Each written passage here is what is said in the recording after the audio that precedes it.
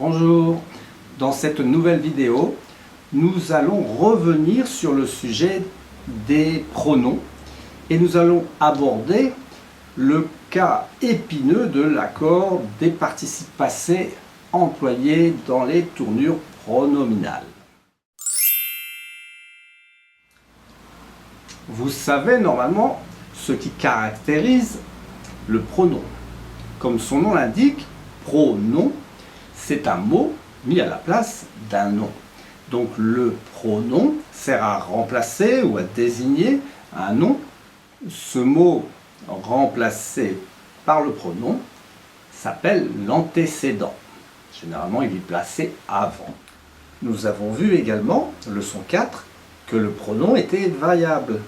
Et leçon 6, qu'il s'accordait avec son antécédent. Par exemple, écrivez « Son histoire, Aladin l'a racontée à Lilia ». Cherchez le pronom et cherchez son antécédent.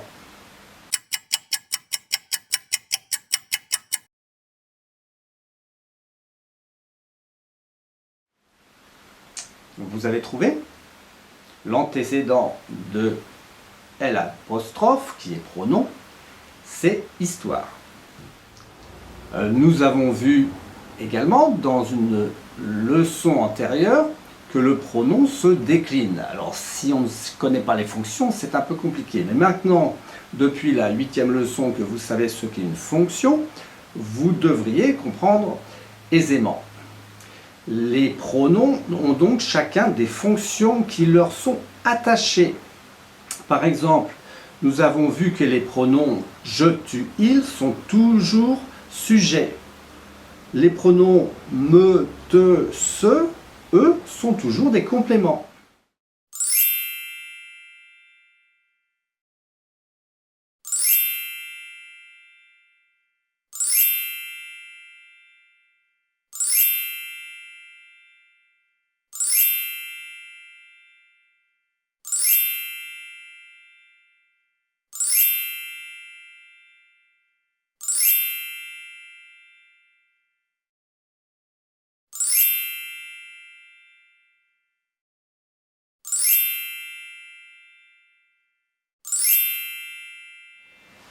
Par contre, ce qu'il nous reste à expliquer, c'est ce qu'est une tournure pronominale. Alors, vous allez écrire « Aladin et Lilia se sont rencontrés ». Vous allez chercher le pronom et vous allez indiquer son antécédent.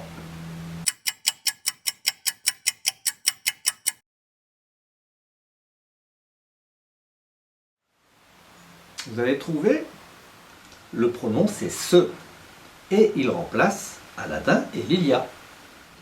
Et donc ce pronom complément désigne aussi finalement la même chose que le sujet.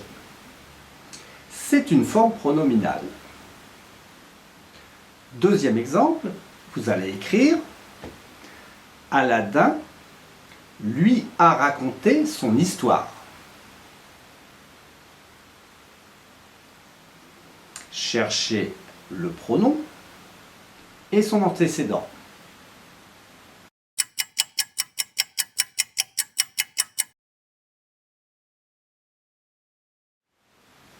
Vous avez trouvé? Aladin nous a raconté une histoire. Le pronom, c'est bien lui. Quel est l'antécédent de lui? Eh bien là, on va le chercher dans la phrase précédente. Il a raconté une histoire à Lilia. Donc l'antécédent de lui, c'est Lilia. Et l'on voit ici que le pronom ne désigne pas le sujet. Il désigne le complément. Ce n'est pas une tournure pronominale. Alors, j'aime rester simple, mais utilisons tout de même le mot, il est utile. Dans une tournure pronominale, le pronom qui désigne le sujet, le pronom complément qui désigne le sujet, on l'appelle le pronom réfléchi. C'est comme un miroir finalement. L'action porte sur soi-même. Quand on dit « je te regarde dans le miroir », ce n'est pas réfléchi. Quand on dit « je me regarde dans le miroir », c'est réfléchi. Me désigne la même personne que je.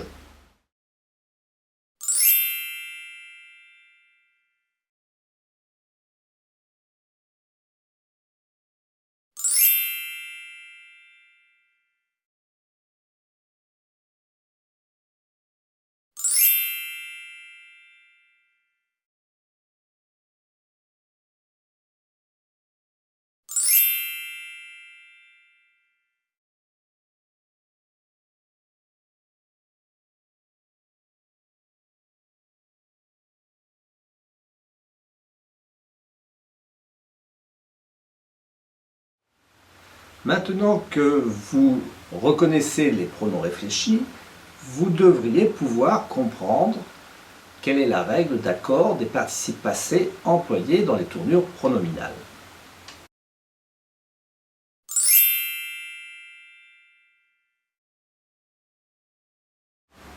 Rappelez-vous, nous avons vu dans la leçon sur les accords de participes passés que le participe passé employé avec être s'accorde avec le sujet et que le participe passé employé avec avoir s'accorde avec le COD placé avant. Qu'en est-il avec les participes passés employés dans les tournures pronominales? Certes, le participe passé est toujours employé avec être, mais vous allez vous rendre compte que parfois il a une valeur d'auxiliaire avoir et d'autres fois il conserve sa valeur d'auxiliaire être. Écrivez. Aladin et Lilia se sont parlé dès le premier jour.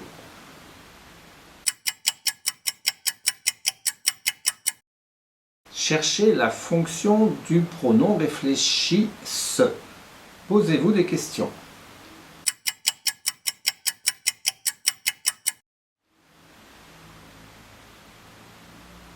Aladin et Lilia se sont parlé dès le premier jour.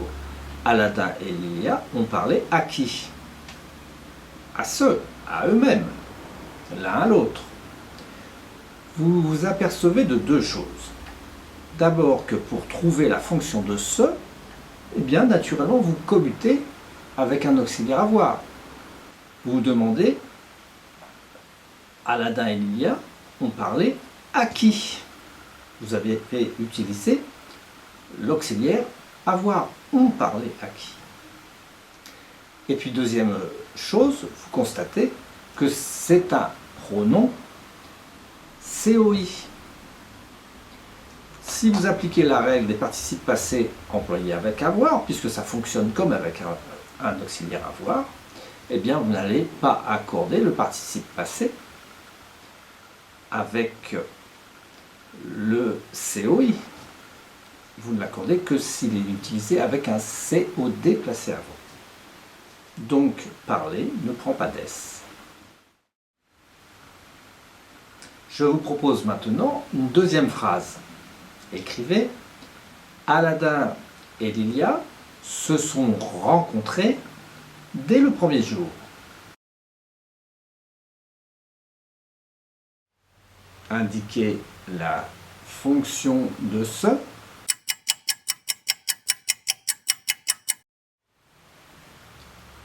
La question qu'on se pose, c'est Aladin et Lilia ont rencontré qui dès le premier jour? Là, ils ont rencontré eux-mêmes ou l'autre, l'un l'autre. Mais là, vous voyez qu'on pose la question directement. Et donc, notre verbe pronominal fonctionne comme s'il était employé avec l'auxiliaire avoir une nouvelle fois, mais comme un verbe transitif direct. Et donc, ce est un COD. On va accorder parce que ce complément se trouve placé avant.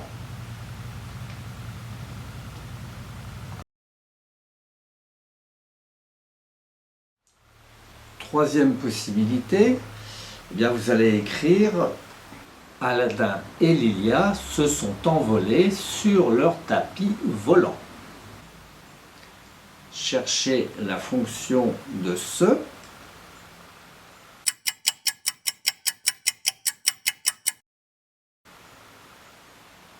Vous avez trouvé? Eh bien c'est très difficile, hein, effectivement. Aladin et Lilia ont envolé qui? Vous voyez que la commutation avec avoir ne marche pas.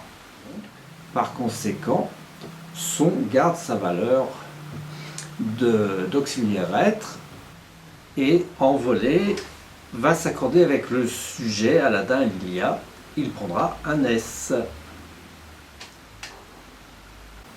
Voilà, donc en utilisant la commutation, on arrive un peu plus facilement à accorder ces participes passés de verbes pronominaux. La règle est très rarement respectée parce que dans son enseignement classique, elle est beaucoup trop complexe.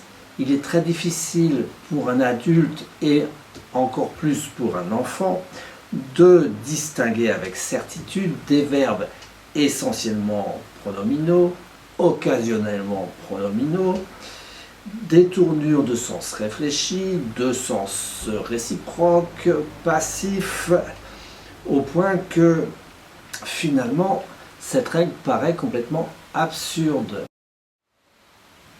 Je vous propose donc une approche nettement simplifiée grâce à l'emploi de la commutation. Vous allez reprendre le tableau des accords que nous avons élaboré aux leçons 6 et 7 et vous allez pouvoir le compléter. Vous allez compléter la dernière ligne avec ce cas particulier des tournures pronominales.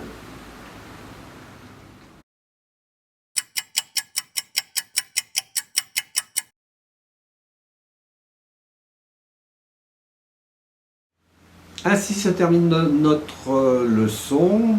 Dans la prochaine vidéo, je m'adresserai plus particulièrement aux enseignants. Nous allons parler pédagogie et didactique de la grammaire.